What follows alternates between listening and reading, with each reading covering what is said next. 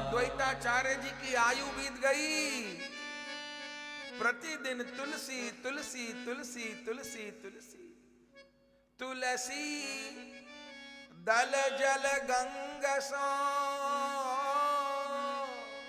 तुलसी दल जल गंग सो, तुलसी दल जल गंग सो, तुलसी दल जल गंग सो, पूजत शालिग्राम, पूजत शालिग्राम, रोय रोय के टेरते, रोय रोय के टेरते, आ जावो घनश्याम, आ जाओ घनश्याम, आ जाओ घनश्याम,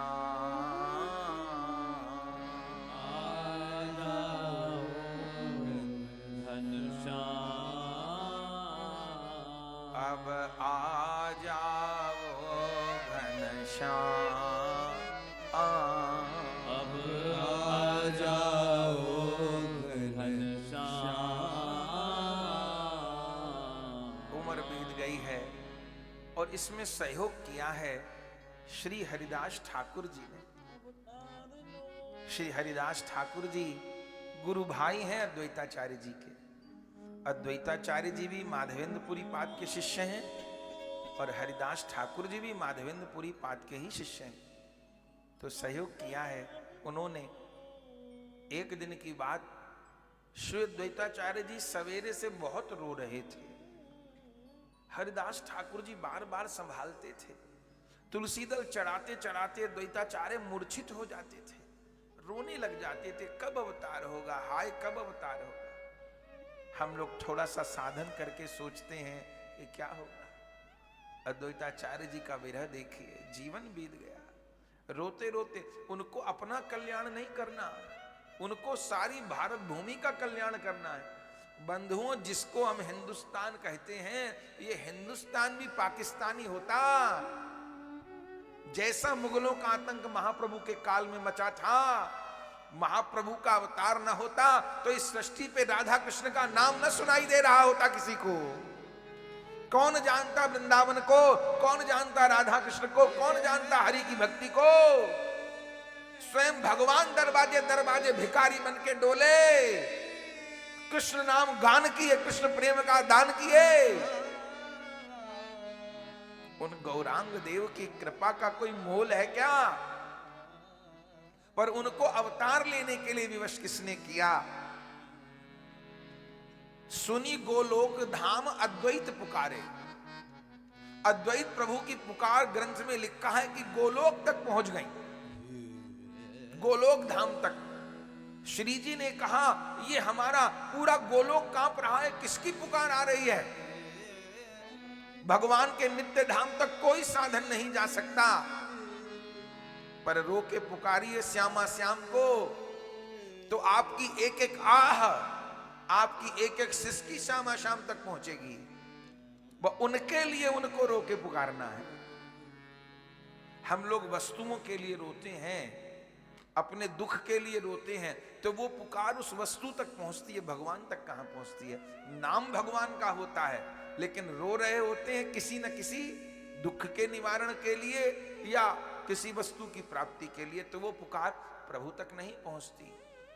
जिस दिन सच्चाई से एक बार भी प्रभु के लिए रो लिए, प्रभु की प्राप्ति के लिए रो लिए, वो पुकार तो गोलोक पहुंचती है, नित्य वृंदावन पहुंचती है। श्री जी ने कहा, श्याम सुंदर, ये कौन रो रहा है? ये किस पे संकट आ गया है? उसको बचाइए ना जाकर के। प्रभु हंसने लगे। श्री जी ने कहा, आप तो भक्त की पुकार सुनकर के इतनी देर चुपचाप नहीं बैठे रहते कभी? ये कौन भक्त रोकर के अवतार ले रहा है कि बचा लो, बचा लो, अवतार लो, अवतार? ये कौन रहा है, जाइए ना। प्रभु मुस्कुराने लगे। श्री जी ने कहा, आप तो भक्त की पुकार सुन के बैठे नहीं रह सकते, बात क्या है? प्रभु ने कहा, किशोरी जी, इस भक्त पर कोई संकट नहीं आया। सुन के तो लगता है कोई बहुत भारी संकट आया होगा ना। ये अपने दुख से दुखी नहीं है, ये सारे जगत वासियों के दुख से दुखी हो रहा है। तो ये भक्त चाहता क्या है? ये भक्त चाहता है वो दिन कब आएगा जब भारत का एक एक प्राणी भुजा उठा करके कहेगा, हरे कृष्णा हरे कृष्णा हरे कृष्णा हरे कृष्णा कृष्णा कृष्णा कृष्णा कृष्णा हरे हरे हरे हरे हरे राम हरे राम हरे राम हरे राम राम राम राम राम हरे हरे। इस भक्त की पुकार बड़ी विचित्र है। ये कलयुग में सतयुग लाना चाहता है। इसका कहना है कलयुग का प्रभाव खत्म कर दीजिए, घर घर में नाम संकीर्तन हो, घर घर में दरवाजे पर तुलसी हो, घर घर में कृष्ण नाम की गूंज हो। अच्छा, प्रभु ऐसे भी भक्त होते हैं क्या? हाँ, ये आपके अवतार के लिए इतना व्याकुल है। कौन अवतार चाहता है? अरे देवी, उस अवतार की भूमिका तो बन चुकी है। इस भक्त की पुकार के वशीभूत होके ही तो मैं गौर अवतार ले रहा हूं। अच्छा, तो उस गौर अवतार में आपका निजी प्रयोजन तो पूर्ण होगा ही, राधा प्रेमास्वा आप करेंगे, इस भक्त की अभिलाषा भी पूर्ण करेंगे। हाँ, पर इस भक्त को अभी तक पता नहीं है कि अब अवतार की भूमिका बन चुकी है, तो कैसे पता चले? प्रभु कहते, अभी इसके मन में एक इच्छा उत्पन्न करता हूं। और क्या इच्छा उत्पन्न करी? अद्वैताचार्य जी रोते रोते हरिदास ठाकुर जी से क्या बोले, हरिदास ठाकुर, ये प्रसादी तुलसी बहुत एकत्र हो गई। प्रभु को फूल तुलसी जो चढ़ाए थे, वो प्रसादी फूल तुलसी बहुत एकत्र हो गए। चलो इनको गंगा जी में विसर्जन, तुलसी बहुत एकत्र हो गए, चलो इनको गंगा जी में विसर्जन करने चले क्या? हाँ हाँ चलिए। तो तुरंत अपने आंसू पहुंच करके उन बड़ा बोझा, अब प्रतिदिन 1 लाख तुलसी चढ़ाते थे तो कितनी तुलसी हो गई होंगी, तो काफी दिन की तुलसी एकत्र थी। चलो गंगा जी में छोड़ने चले। गंगा जी के तट पर गए और जैसे गंगा जी में तुलसी दल को छोड़ा तो क्या हुआ? बोले गंगा बह रही है नवद्वीप से शांतिपुर की ओर, लेकिन जैसे जैसे तुलसी फूल डालते थे तो तुलसी दल बहने लगते थे शांतिपुर से नवद्वीप की ओर, उल्टी दिशा में बहने लगते थे। 1 बार, 2 बार, 3 बार, 4 बार। अद्वैत प्रभु ने कहा, हरिदास ठाकुर देखो, ये मेरे तुलसी दल जल की विपरीत धारा में क्यों बहते हैं? अरे जल की धारा में दीपक बहेगा ना, फूल डालिए तो जल की धारा में बहेगा ना, कि विपरीत धारा में बहेगा? हरिदास ठाकुर जी ने कहा, अरे अद्वैत गोसाई, आपने तो गंगा में फूल तुलसी छोड़ दिए, अब वो किस दिशा में बहे, आपको क्या, आपको समर्पित करने से कर दिए? नहीं नहीं, ये अद्वैत के आंसुओं में भीगे हुए तुलसी दल हैं। अद्वैत की पुष्पांजलि व्यर्थ नहीं जा सकती, व्यर्थ नहीं जा सकती। मैं देखूंगा ये तुलसी दल कहां जा रहे हैं। कहां तक देखेंगे? अरे भले मुझे भागते भागते गंगोत्री तक जाना पड़े, मैं देखूंगा मेरे तुलसी दल कहां जा रहे हैं। और उस समय अद्वैत चले, 1 कोस, 2 कोस, 3 कोस, 4 कोस, भागते भागते कब तक भागोगे? अरे मैंने कहा मुझे गौमुख तक भागना पड़े तो भागूंगा, पर देखूंगा मेरे तुलसी दल कहां गए। उन तुलसी दल के साथ साथ गंगा के किनारे किनारे भागे तो क्या देखा, वो तुलसी दल नवद्वीप आ गए। और नवद्वीप में भी कहां आ गए, जहां महिलाओं के स्नान का घाट था। प्रातः काल का समय था, शची माता स्नान करने आई थी और शची माता गंगा स्नान कर रही थी कि तभी वह तुलसी दल आकर के शची माता के उदर के चारों ओर इकट्ठे हो गए। शची माता बार बार तुलसी दलों को दूर कर रही है, कहां से आ गए, कैसे आ गए, लेकिन बार बार तुलसी दल दूर करते हैं, बार बार तुलसी दल उदर के पास आके लग जाते हैं। जैसे अद्वैत प्रभु ने देखा, हरिदास ठाकुर जी ने कहा था कहां जाते हैं, वहां स्त्रियों के स्नान का घाट है, पर रुके नहीं अद्वैताचार्य। और जो देखा वही मूर्छित होके गिर पड़े, यही मेरे प्रभु हैं, यही मेरे प्रभु हैं, यही मेरे प्रभु हैं। श्री शची माता व्याकुल होके बाहर आई, कोई प्रसादी वस्तु बार बार लगे, अरे ये बार बार तुलसी दल मेरे चरणों से लग रहे, चरणों को तुलसी दल नहीं लगना चाहिए, तो दूर करने लगी तुलसी को। घबरा करके बाहर आई। पहले मेरे 8 गर्भपात हो चुके हैं, लेकिन जैसे बाहर आई उसी समय अद्वैताचार्य ने साष्टांग दंडवत प्रणाम किया। शची मां कहती, अरे महात्मा ये क्या करते हो, इतने बड़े महात्मा इस अबला स्त्री को प्रणाम करते हो, बड़े छोटों को प्रणाम नहीं करते, छोटों का मंगल होता है, बड़े छोटों को प्रणाम नहीं करते, प्रभु क्या करते हो।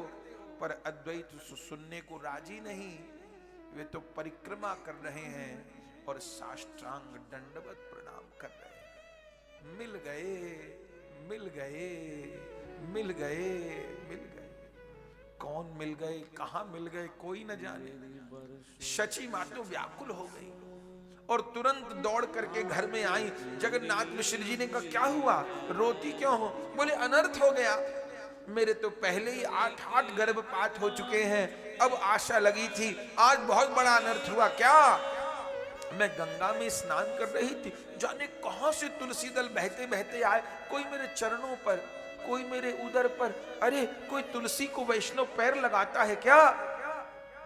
अच्छा फिर क्या हुआ, बस जैसे तैसे नहा करके बाहर निकली तो वो महामना अद्वैताचार्य जी शांतिपुर के, जिनके दर्शन को लोग तरसते हैं, मेरे चरणों में लेटकर मुझे प्रणाम किए। मैंने कहा महाराज मैं तो आपसे बहुत छोटी हूं, ये आप क्या करते हो, पर माने ही नहीं। महाराज मुझे बहुत डर लग रहा है, जाकर के पूछो तो सही। उस समय जगन्नाथ मिश्र जी आए हैं और जगन्नाथ मिश्र जी ने श्री अद्वैताचार्य जी से कहा है। अद्वैताचार्य जी तब तक गंगा तट पे मूर्छित ही पड़े थे, मुख से फेन निकल रहे हैं, भुजा फैलाए हैं, आंख ऊपर चढ़ी है और मुख से कृष्ण है, कृष्ण है, कृष्ण है, यही शब्द निकल। हरिदास ठाकुर जी को कहा अद्वैत गोसाई को क्या हुआ, तुरंत उनको नाम सुना करके सचेत किया, महाराज आपको क्या हो गया आज। अरे जगन्नाथ मिश्र जी आज मेरे बहुत दिनों की अभिलाषा पूर्ण हुई है। हुआ क्या, आपने शची को प्रणाम किया, वो रो रही है, कहती है बरसों बाद तो आशा लगी है, वो सगर्भा है महाराज, वो सगर्भा है, उसको आशा है कि उसको पुत्र रत्न मिलेगा इस बार। आप प्रणाम किए, उसको अपने अनिष्ट की आशंका हो रही है, गर्भ के अनिष्ट की आशंका हो रही है, बड़े तो छोटों को प्रणाम नहीं करते। अद्वैताचार्य जी ने कहा जगन्नाथ मिश्र जी शची को जाके कहना मैंने उसको प्रणाम नहीं किया, उसके गर्भ में जो प्रभु बैठे हैं मैंने उसको प्रणाम किया। तो गर्भ में कौन बैठा है महाराज, अब क्या कहूं, अब आ जाने दो। जो सुख कभी दशरथ कौशल्या को मिला था, जो सुख कभी नंद यशोदा को मिला था, हे जगन्नाथ मिश्र अब वही सुख आप